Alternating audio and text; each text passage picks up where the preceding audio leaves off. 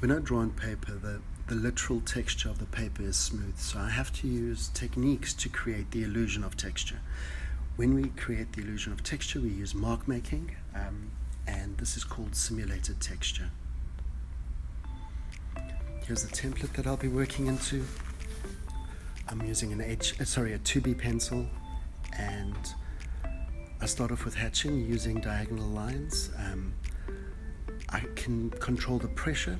The harder I press, the darker the lines will be, and then the closer I put the lines, the darker the lines will be. So I control my value by the space between lines and by the pressure that I'm using when I'm making the lines.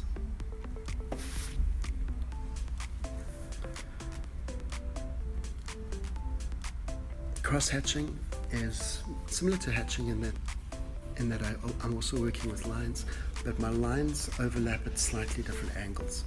And I like to use this when I'm drawing clouds, more specifically when I'm working with pen, but this is a valuable technique to know.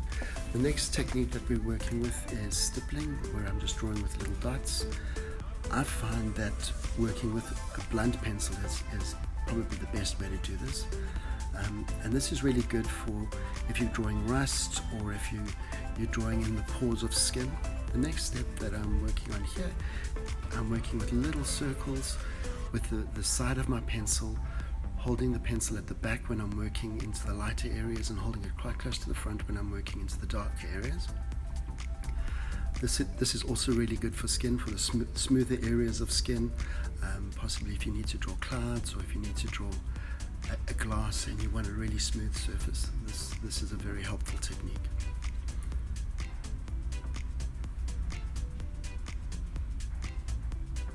And then the last one is just scribbling, pressing really hard into my dark areas, holding the pencil at the back for the lighter areas, and then you see me balancing my values, making sure it goes from dark to light.